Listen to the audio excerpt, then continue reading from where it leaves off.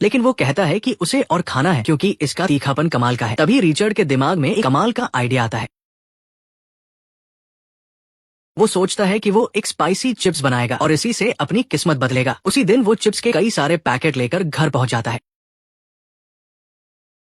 उसकी वाइफ को घर के किराए और खर्चों की टेंशन हो रही थी, लेकिन वो अपने पति को निराश नहीं करना चाहती थी और उसका साथ देने का फैसला करती है। दोनों मिलकर अलग अलग तरह की मिर्चियों से सॉस बनाने का एक्सपेरिमेंट शुरू कर देते हैं, लेकिन उनकी बनाई सॉस बहुत ज्यादा तीखी और अजीब थी, उसमें वो बात नहीं थी। उधर कंपनी की रिसर्च टीम भी एक स्पाइसी सॉस पर काम कर रही थी, लेकिन वो पूरी तरह से आर्टिफिशियल फ्लेवर और केमिकल से बनी हुई थी। रिचर्ड का मानना था कि असली स्वाद सिर्फ असली चीजों से ही आ सकता है। सही स्वाद ढूंढने के लिए पूरा परिवार मार्केट की हर मिर्ची ट्राई करता है। अब प्रॉब्लम थी कि सॉस को चिप्स पर बराबर कैसे लगाया जाए। इसके लिए रिचर्ड खुद ही फैक्ट्री के रोलर जैसी एक जुगाड़ वाली मशीन बना लेता है और ऐसे पूरे परिवार की उम्मीदों वाला वो चिप्स तैयार हो जाता है। बेटा चिप्स खाकर बताता है कि ये तीखा तो है पर अच्छा वाला तीखा है, मतलब ये टेस्ट बहुत अच्छा है। रेसिपी तो फाइनली तैयार हो गई थी, पर अब एक नई मुसीबत सामने आ गई। फैक्ट्री का मैनेजर उसकी बात सुनने को बिल्कुल भी तैयार नहीं था। वैसे भी एक सफाई करने वाले के आइडिया को कौन ही सीरियस लेता, लेकिन रिचर्ड इतनी आसानी से हार मानने वालों में से नहीं था।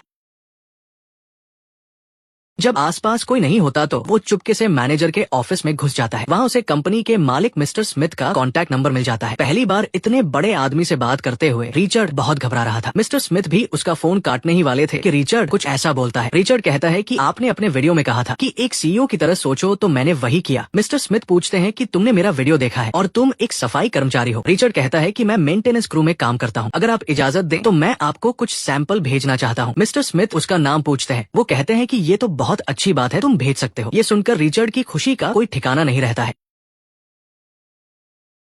वो और उसकी वाइफ बहुत सावधानी से सैंपल पैक करके हेडक्वार्टर भेज देते हैं। कुछ ही दिनों में वो सैंपल मिस्टर स्मिथ के हाथों में पहुंच जाता है, लेकिन जैसे ही वो एक चिप्स अपने मुंह में रखते हैं वो हैरान रह जाते हैं। वो कहते हैं कि ये कमाल है, इसका तीखापन तो बिल्कुल अलग और जबरदस्त है। मिस्टर स्मिथ तुरंत फैक्ट्री में काम कर रहे रिचर्ड को फोन करते हैं। उधर फैक्ट्री के मैनेजर को भी हेडक्वार्टर से एक मैसेज आता है। वो रिचर्ड की इस हरकत पर बहुत ज्यादा गुस्सा हो जाता है। उसे डर था कि अगर हेडक्वार्टर को फैक्ट्री के घाटे का पता चला तो वो इसे हमेशा के लिए बंद कर देंगे और सबकी नौकरी चली जाएगी। ये सुनकर रिचर्ड को बहुत बुरा लगता है और वो खुद को दोषी मानने लगता है। उसे लगता है कि कहीं उसकी वजह से बाकी लोगों का नुकसान न हो जाए। घर आकर वो उदास बैठा रहता है। उसकी वाइफ उसकी परेशानी समझ जाती है। वो उसे खींचकर शीशे के सामने ले जाती है। वो पूछती है कि तुम्हें शीशे में वो आदमी दिख रहा है। रिचर्ड कहता है कि हाँ, मुझे दिख रहा है। उसकी वाइफ कहती है कि तुम्हें एक अच्छा इंसान दिख रहा है, एक बहुत ही खास इंसान, क्योंकि मुझे तो वही दिखता है। मुझे एक चैंपियन दिखाई देता है, एक बहुत ही हिम्मत वाला आदमी। जानते हो, मैं इतने सालों से क्या दुआ मांग रही थी। मैं चाहती थी कि तुम अपने अंदर के टैलेंट को पहचानो, अपने इस गिफ्ट का इस्तेमाल करो और महान बनो। अब वो तुम्हें अपनी बात रखने के लिए बुला रहे हैं, उन्हें निराश मत करना।